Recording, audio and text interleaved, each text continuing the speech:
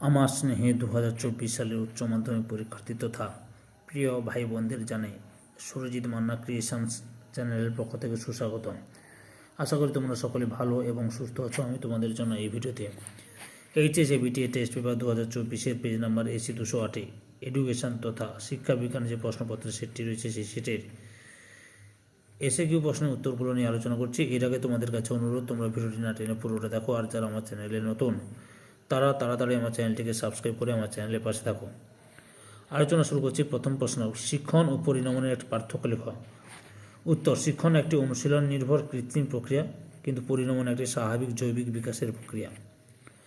2 নম্বর প্রশ্ন, বুদ্ধির একটি বৈশিষ্ট্য লেখা। বুদ্ধি হলো ব্যক্তির একটি সহজাত বা মৌলিক ক্ষমতা যা অনুশীলন দ্বারা কার্যকরী হয়ে থাকে। নতুন পরিস্থিতি ও পরিবেশের সঙ্গে ব্যক্তিকে অভিযোজন করতে সহায়তা করে এই বুদ্ধি। অথবা আইকিউ এর সূত্রটি লিখো।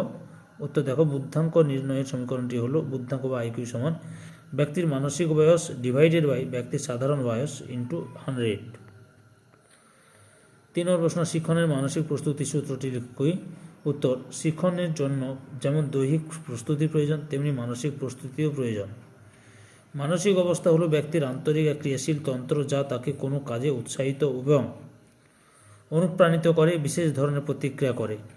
এই মানসিক অবস্থা শিক্ষণকে সহায়তা করে। 4 নম্বর প্রশ্ন, মিডিয়ানের একটি ব্যবহার লেখো। উত্তর, প্রান্তীয় রাশিগুলির মধ্যে বিষমতা বেশি থাকলে মিডিয়ান ব্যবহৃত হয়। যখন বণ্টনটি অসম্পূর্ণ থাকে তখন গড় নির্ণয় সম্ভব হয় না, সেই সময় মিডিয়ান ব্যবহৃত হয়। অথবা মোট কি। উত্তর, রাশিবিজ্ঞানে কোনো পরিসংখ্যা বণ্টনে যে সংখ্যাটি সবথেকে বেশি বার থাকে তাকে সেই পরিসংখ্যাটির মোট বা ভূয়িষ্ঠ বলা হয়। 5 নম্বর প্রশ্ন, পরিসংখ্যা বহুভুজের দুটি সুবিধা রেখো। উত্তর, 1 নম্বর, পরিসংখ্যা সমূহের পারস্পরিক তুলনা। 2টি বা তার বেশি পরিসংখ্যা বণ্টনের পারস্পরিক তুলনা ফ্রিকোয়েন্সি পলিগনের মাধ্যমে করা হয়। 2 নম্বর, সুস্পষ্ট অর্থপূর্ণ প্রকাশ। ফ্রিকোয়েন্সি পলিগন এর মাধ্যমে তথ্য উপস্থাপন করলে পরিসংখ্যা বিভাজনের আকৃতি খুব স্পষ্ট ও অর্থপূর্ণভাবে প্রকাশ করা যায়। 6 নম্বর প্রশ্ন, সংবিধানের 45 নম্বর ধারায় কি বলা হয়েছে। উত্তর, ভারতের সংবিধানের 45 নম্বর ধারায় বলা হয়েছে যে সংবিধান কার্যকরী হওয়ার 10 বছরের মধ্যে রাষ্ট্র 14 বছর বয়স পর্যন্ত দেশের সকল শিশুদের জন্য অবৈতনিক বাধ্যতামূলক শিক্ষাদানের ব্যবস্থা করবে। অথবা জাতীয় নারী শিক্ষা পর্ষদ কত খ্রিস্টাব্দে গঠিত। উত্তর, 1959 খ্রিস্টাব্দে। 7 নম্বর প্রশ্ন, শ্রীনিকেতনকে প্রতিষ্ঠা করেছিলেন। উত্তর, রবীন্দ্রনাথ ঠাকুর। 8 নম্বর প্রশ্ন, NCTE এর পুরো কথাটা কি। National Council for Teacher Education. অথবা ইউনেস্কো এর পুরো নাম কি। উত্তর, United Nations Educational Scientific and Cultural Organization. 9 number প্রশ্ন, CRC পুরো কথাটা কি। উত্তর, কিউমুলেটিভ রেকর্ড কার। ECCE সম্পূর্ণ নাম কি। উত্তর, yearly childhood care and education. অথবা ইগনু এর পুরো নাম কি। উত্তর, Indira Gandhi national open university. 11 নম্বর প্রশ্ন, কোঠারি কমিশনের ত্রিভাষা সূত্রটি কি। উত্তর, নিম্ন প্রাথমিক স্তরে মাতৃভাষা বা আঞ্চলিক ভাষা, উচ্চ প্রাথমিক স্তরে মাতৃভাষা বা আঞ্চলিক ভাষা ও রাষ্ট্রীয় কিংবা সহযোগী ভাষা, নিম্ন মাধ্যমিকে মাতৃভাষা বা আঞ্চলিক ভাষা, রাষ্ট্রীয় ভাষা বা সহযোগী ভাষা এবং একটি আধুনিক ভারতীয় ভাষা বা ইউরোপীয় ভাষা শিক্ষার যে সুপারিশ কোঠারি কমিশন দিয়েছিল তাকে ত্রিভাষা সূত্র বলা হয়। 12 নম্বর প্রশ্ন, প্রাথমিক বিদ্যালয়গুলির উন্নতির জন্য জাতীয় শিক্ষানীতি 1986 কোন কর্মসূচি সুপারিশ করে। উত্তর, অপারেশন ব্ল্যাকবোর্ড।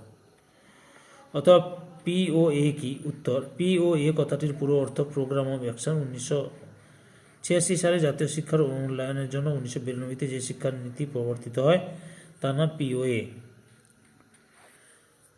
13 নম্বর প্রশ্ন, স্টাইলাস কি। ব্রেইল ব্যবস্থায় উঁচু উঁচু ডট বা বিন্দুগুলি পুরো কার্ডবোর্ড বা শক্ত কাগজের উপর তৈরি হয়। যে কলমে চাপ দেওয়ার ফলে ওই বিন্দুগুলি তৈরি হয় তাকে স্টাইলাস বলা হয়। অথবা ভারতে অন্ধদের জন্য প্রথম বিদ্যালয় কোথায় প্রতিষ্ঠিত হয়। উত্তর, 1883 সালে অমৃতসরের মিশনারিগণ কর্তৃক। তারপর 14 নম্বর প্রশ্ন, টেলর কমিশন কত সালে ইউনেস্কো তাদের রিপোর্ট পেশ করে। উত্তর, 1996 সালে। অথবা ঢাকার সম্মেলনের আলোচ্য বিষয় কী ছিল। উত্তর, 2000 খ্রিস্টাব্দের অনুষ্ঠিত ঢাকার সম্মেলনের বিষয় ছিল সকলের জন্য শিক্ষা বা এডুকেশন ফর অল। এটি একটি বিশ্ব সম্মেলন যেখানে বেসিক এডুকেশনের গুণমানের উপর জোর দেওয়া হয়েছে। 15 নম্বর প্রশ্ন, সর্বশিক্ষা অভিযানের একটি লক্ষ্য লেখা। উত্তর, সারা দেশব্যাপী উন্নত মানের মৌলিক শিক্ষা সুনিশ্চিত করা। 2010 সালের মধ্যে সকলের জন্য প্রাথমিক শিক্ষা সুনিশ্চিত করা। তারপরে 16 নম্বর প্রশ্ন, লার্নিং কি। উত্তর, ইন্টারনেটের মাধ্যমে শিক্ষা গ্রহণের প্রথাটিকে বলা হয় ইলেকট্রনিক লার্নিং বা লার্নিং।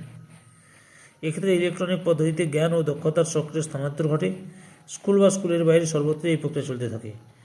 অথবা ক্যাল এর পুরো নাম কি? Computer assisted learning.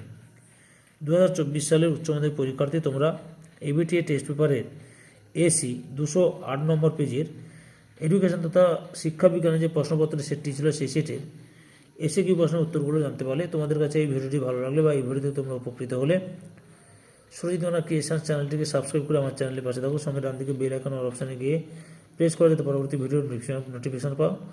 আর একটা লাইক দাও, কমেন্ট করো এবং ভিডিওটি তোমাদের একই ক্লাসের বন্ধু বান্ধবদের মধ্যে শেয়ার করে প্রশ্নের উত্তরগুলো জানাতে সাহায্য করো। যারা অলরেডি আমার চ্যানেলটিকে সাবস্ক্রাইব করেছো এবং এই ভিডিওটি দেখলে তাদের সবাইকে অসংখ্য ধন্যবাদ।